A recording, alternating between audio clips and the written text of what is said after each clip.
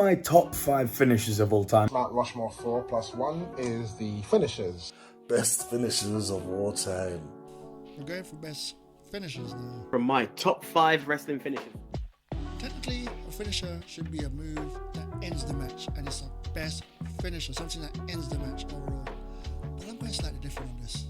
I'm going for, at one point, that's what it was. But it was so good, it couldn't be left alone, and it became now everyone wants to do it. Alright, what's off from that? My second pick, I'm going to go with, listen, one of the few finishers that I think it's one of the only it might be the only finisher of the modern age that no one has ever kicked out of, except the guy who actually invented the move when it was done to him and he kicked out of it.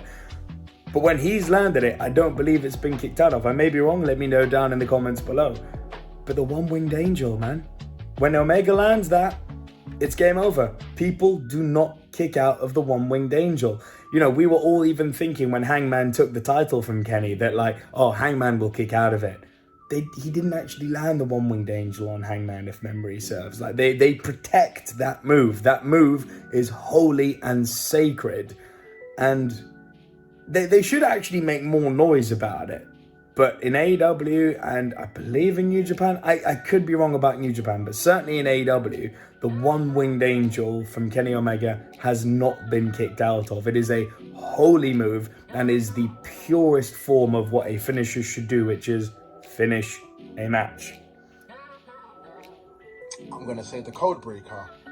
Grab someone's head and you just fall back and their face or their chin or their nose lands on the patella of your knee. Yeah, like it. So Chris Jericho's code breaker as the fourth. Next, we're going to go with the Rocks and the Rock Bottom. Now, we talk about playground finishers. This was one that I loved hitting. Yeah, don't try this at home. But yeah, man, like we talk about also quick dynamic finishers, the Rock and the Rock Bottom. Like it's almost a perfect finisher way because it looks like anyone could do it, but it also looks like it's devastating.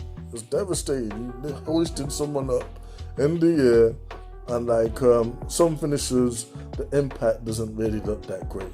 Rock Bottom always looks great. It looks like the earth has been shattered. Yeah, every time he hits that impact.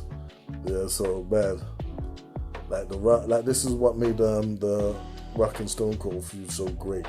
Like those two dynamic finishers. Anyway, my number 4.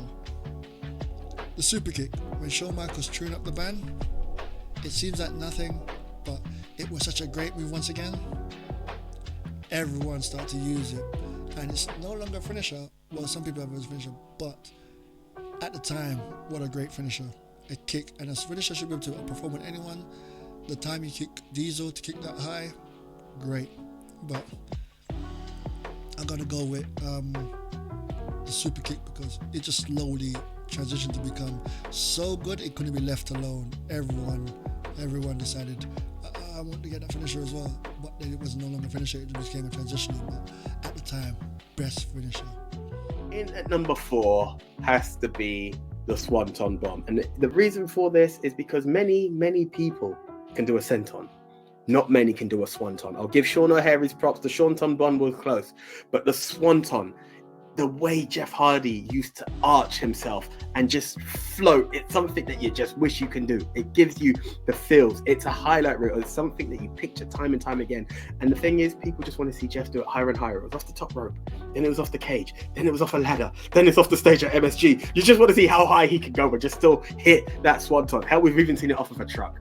It's just that much of a move that it cannot not be in the discussion for top 5 finishers in the industry.